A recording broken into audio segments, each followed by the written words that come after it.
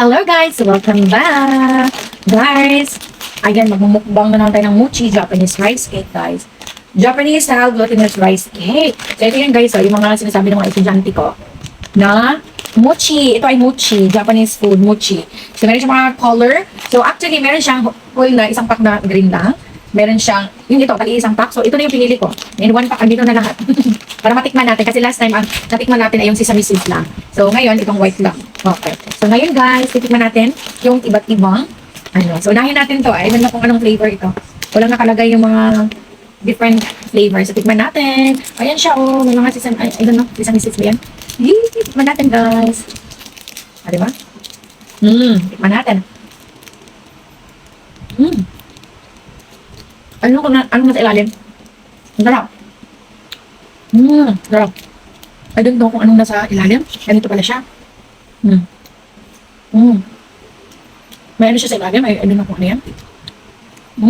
Sarap. Grabe. Ngayon, tignan natin ang pink. Research sa Japanese. Gusto ko sa estudyante ko, tinutuhog nila na parang barbecue. Pink. I don't know kung anong ano din pa. Flavor. Wala kasi nakalagay. May ano siya sa ilalim.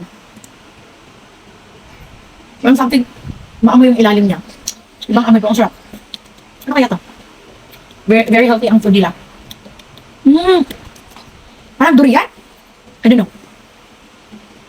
May lasang durian. May lasang durian, guys. Sarap. At ngayon, titignan natin yun. Yung pink, I don't know ano yun. May lasang siyang durian. Tapos itong yellow, I think ano to? Mango flavor. So, ito lang naalala kong flavor niya, mango. Meron siyang laman. Different lang yung laman niya. Parang durian. I'm not sure. Parang fruit siya na ano. I'm not sure kung durian siya kasi wala namang durian sa Japan. Meron pero galing yun sa Pilipinas. So, a kind of fruit siguro din. I'm not sure. Parang durian lang. Pero, hindi yata. Now, titikman natin ng green. Natin ng green. May mga palaman siya basa sa loob. Ganun din, design lang ang palaman niya. Design lang sila ng palaman. Naku, napusod na yata ako. Natikman ko na lahat. Ito ko design lang ako doon bilalo. At may puti. Yung puti, I'm not sure. Parang the same lang din guys, hindi ko napitigman yung puti. Masarap, oh. Sarap niya. Nag-iisa lang yung may maraming mga seeds. Masarap.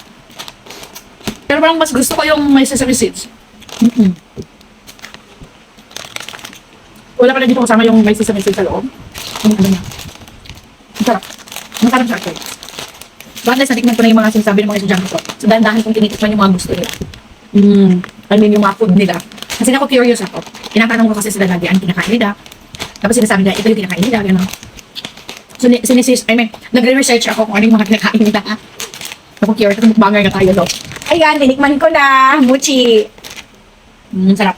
Pero parang mas gusto ko yung last time na binili natin puro white. Na sesame seeds siya. That's all. Thank you. Bye-bye. Sarap. Bye.